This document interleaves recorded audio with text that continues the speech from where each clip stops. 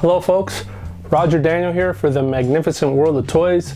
So today's video is a little bit special. As you may know, one of the things we really try to focus on is collector profiles, those being other collectors than myself. So we visit these collectors, they open their homes to us, they share their stories as well as their collection.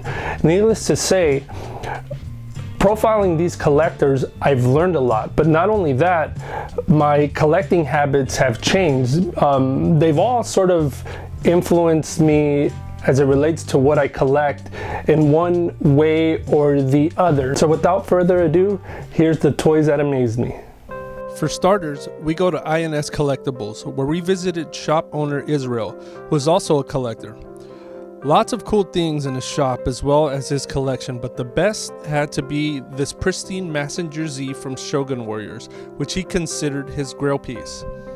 I was a fan of this show as well as the character, and seeing his collection put me on a path to try to find my own, which, as you may know, I eventually did. He also had a great collection of vintage Japanese sofubi. Next, we go to my friend, toy photographer Hakan Figures. I thought I was a horror fan because I had a few movies and the odd horror figure, but Jesse put me to shame as it relates to that. It almost seemed as though he had every horror figure ever made since the release of McFarlane's movie Maniacs. Everywhere I looked, there was a horror figure hiding somewhere. Seeing his collection of retro-styled NECA figures helped me develop an appreciation for them. I have since began to collect some of my own. His set of these Big Trouble in Little China figures really was incredible as well. However, the figures I was impressed by the most were these custom 1/6 scale figures of this legendary pair of Mexican wrestlers known as El Santo and Blue Demon. These figures were incredible and one of a kind. I've tried to find at least masks like these and have been unable to. Diorama maker and toy photographer Roger Gaitan had an immense mix of horror, vintage, and urban-styled custom figures. Among his most impressive pieces were a few figures by One's Custom. However, what I was impressed by the most was this life-size talking Hannibal Lecter. He was motion activated and said almost all of your favorite Hannibal Lecter quotes. He also happened to have this payphone, which was pretty amazing. Next is Kelly's Toy Stop. Kelly's shop is a vintage toy collector's dream, regardless of age. While profiling Kelly's shop, she introduced us to her employee Serge, who has a pretty amazing collection of stuff too. Serge's finds have been stuff of legend, like the time he went to a thrift shop and picked up a bag full of Amanamans for only $7.99. In certain circles of the 1/6 scale world, a man can be measured by his, quote, grails, unquote. In this sense, grails are considered premium custom 1/6 scale action figures by an elite group of artists, which can range in price from hundreds of dollars and beyond. Oscar, also known as 1/6 Horror, had the most impressive collection of 1/6 scale grails I've ever come across. Several artists have taken a stab at Pennywise, but this one in his possession was quite impressive and just as good as other artists' renditions. It is my hope that someday a 1/6 scale company releases this version of Pennywise, or that I can come across a good price custom at some point. Count Stankus has one of the first YouTube channels I began to watch. His channel piqued my interest due to his unprecedented and unrivaled coverage of lesser-known fantasy and sci-fi toy oddities. It was great visiting his toy room of insanity and seeing his incredible collection. What impressed me the most was his vast collection of Masters of the Universe knockoffs such as Galaxy Warriors, as well as his complete collection of the Advanced Dungeons & Dragons line. Count's counterpart Matt also had an awesome collection to share. Though Matt's focus was the newer, flashier offerings from some of the all-time greatest properties, he did manage to have this nifty set of Star Trek figures, which were amazing.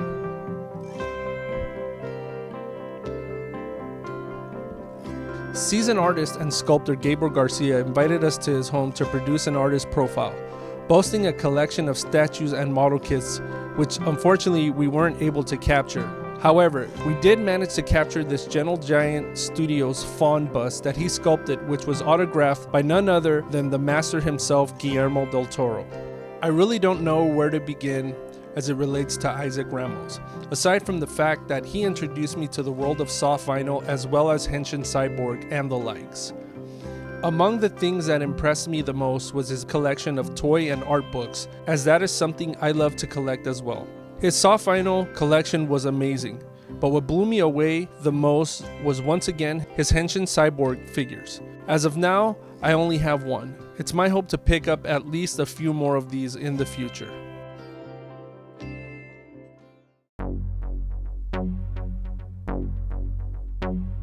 Crystal Land was another artist we featured known as Crystal's Chimeras. We couldn't feel but be impressed by her collection of reptiles, which she breeds herself. But she also had a great art book collection. Aside from that, her home was like a mini Monster Palooza, as she seemed to have works from what seemed like almost every artist there. Statues, busts, toys, you name it, she had plenty. Jack Grimmett is probably as close as it gets when it comes to the ultimate Teenage Mutant Ninja Turtles fan. I thought I had seen every Teenage Mutant Ninja Turtle action figure that ever existed until I visited his house. Needless to say, upon leaving this place, I began to collect turtles again. However, nothing left a bigger impression on me than his collection of comics, or more like his collection of X-Men comics. X-Men became one of my favorite titles growing up, and seeing his collection only made me appreciate mine as well. Jack introduced us to his wife, Alicia Grimmett, who collected all things kawaii. Her collection of Rainbow Bright stuff as well as Care Bears are pretty cool and is everything I wish my wife would collect. Well, we certainly hope you're enjoying yourself. Don't worry, there's a lot more to come. We return after this break. After decades of peace, a new threat emerges, igniting a new war for Animatron. From the deepest, darkest realms of the planet, the clan of fiends surfaces in an effort to control Animatron's natural resources. Tentaclaw is ready to grip and snap at his opponents, while Skull at Arms leads the way, as Retinoid observes the terrain. What the clan of fiends fail to realize is that the forces of Animatron see it all. Retinoid uses his Iron Fist to disrupt the plans of his adversaries, but Skull at Arms strikes first. Retinoid acts swiftly by raising the Moonstar of Magwat, summoning his ally Wolfstar, the ultimate beast. Wolfstar pounces on his adversaries and swiftly neutralizes the threat. The planet of Animatron is safe once again. Join the fight for Animatron. Figures sold separately, only from Magwat.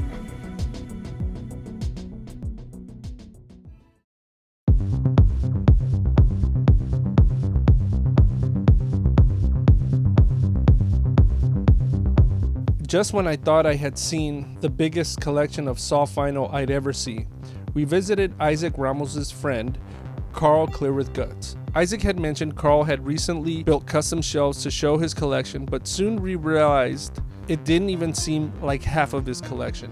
Carl also had an awesome collection of Henshin Cyborg figures, but the soft vinyl was too much to ignore. I had no idea this much of this stuff was ever made.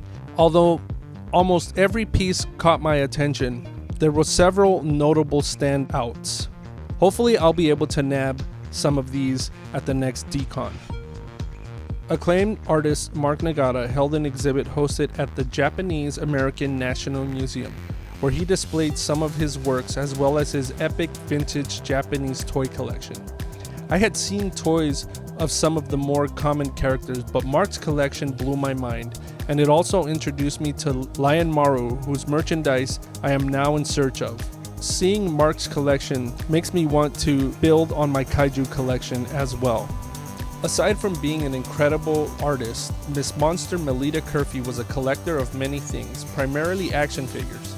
She had a great collection of creatures, warriors, robots, among other great things. These anthropomorphic figures are some that caught my eye, mainly because they were 1/6 scale, but also because of their level of detail and features. However, her custom Anubis figure, which she designed as a character for a Guillermo del Toro production, was one I most certainly wish she would mass produce so that I can purchase one and have it in my collection.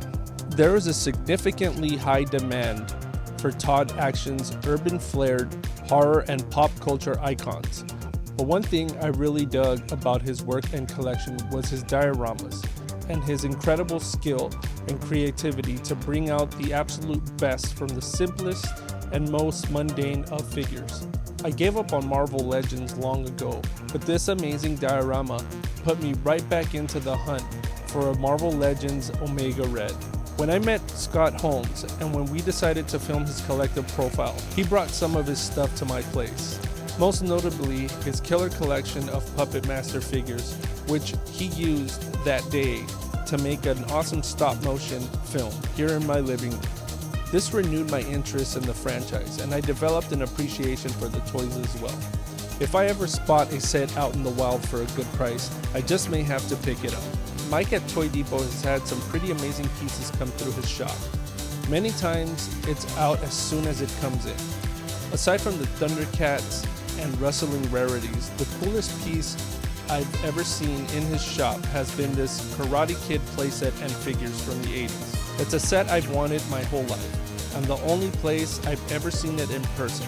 I'm hoping I can come across one of these and add it to my collection. Francis Galuppi, who's friends with stop-motion artist Scott Holmes, is also a collector. He had a great collection of action figures and posters, but what impressed me the most about his collection was his Back to the Future shrine. It consisted of movie replicas and action figures among other cool stuff. Unfortunately, I missed out on these Hot Toys Back to the Future figures, mostly due to space issues, but it does hurt not to have had picked up a DeLorean.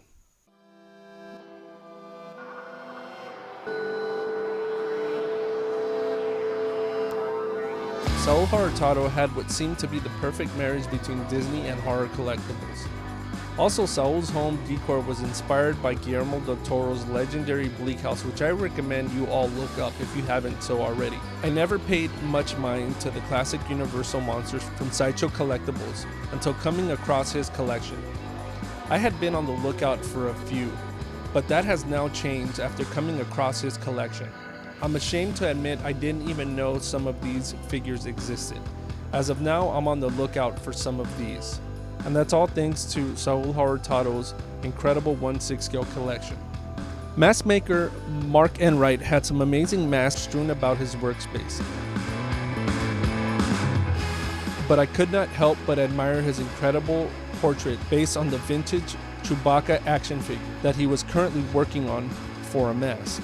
It was one thing capturing it on video, but another thing seeing it in person. Aside from that, I really feel some of his original concept masks were fantastic. Artist Kreature kid Adam Doherty had a collection at a point in his life, but sold it to fund his career as a filmmaker. That's not to say he didn't have a few collectibles about in his home and workspace. Aside from toys and such, Adam collects and restores antiques, which he in turn uses as props for his productions. My favorite piece from his collection, as well as that of my son, was the armature replica of the original King Kong. It's truly incredible. Toymaker Barbarian Rage had a nifty collection of VHS tapes and some pretty neat pieces he had picked up from a few of his favorite artists. But the piece that amazed me the most was a piece made by him which he auctioned off. It was this one-of-a-kind two-headed mecha-neck with a custom handmade box and all. The winner of this piece should consider himself very fortunate. Several sources had pointed me towards Joe Ledesma. Upon seeing Joe's collection for myself, whatever anyone ever told me about him did it no justice. As far as vintage toys from the 80s go, he quite possibly has some of the most incredible pieces here on the West Coast, especially with his collection of Thundercats alone. His multiple Cats layers were extremely impressive, two of which were still sealed and boxed. What took the cake though was this mint and sealed Bengali. Bengali is a figure that's on my bucket list. I doubt I'll ever get one in this condition, so I'd settle even for a loose one. Last but not least, Rich Mayerik is another collector of great vintage stuff. Having already collected most of his childhood favorites, he's recently been on a mission seeking out the most obscure, bootleg, and knockoff oddities that have been stuff of internet forum legend. Rich has managed to procure a handful of these, which are amazing pieces in their own right, yet his Kenner Superpowers collection was very awesome, as well as his collection of Marvel Secret Wars. My favorite pieces from his collection were his Mighty Crusaders. I remember seeing these at discount stores, as well as having the comic book. I'd really like to hunt down some for myself. Alright, ladies and gentlemen, I certainly hope you enjoyed today's video, the toys that amazed me. As you can see, there was a lot of toys featured in this video. It was really fun going back, looking at these collections and things that actually served as sort of like therapy. And, you know, just kind of seeing some of this stuff that influenced my collecting habits today. I mean, it's like I still collect a lot of the older stuff that I used to and things that I always liked, but there was a lot more stuff that I'm on the lookout for nowadays, thanks to many of these collectors, you collectors, you know, those of you who've allowed me to enter your homes, those of you artists and stuff that allowed me to enter your homes and profile your collections, profile what you do, as well as my Instagram community. And also a big thanks to those of you who follow me on Instagram. About a week ago, we finally reached 1,000 followers, which is awesome. And, you know, I'm certainly hoping that by the end of this year that we can reach 1,000 subscribers here on our YouTube channel. As of now, we're at about 725, I'd say, and that's great. That's awesome. You know, I really appreciate the channel growth. It's slow, it's steady, it's organic, it's grassroots, and that's what makes me the most proud. So with that being said, once again, ladies and gentlemen, thank you for joining us. I really hope you stay safe. Thank you all for your support. Don't forget, may those who play never gray. Take care.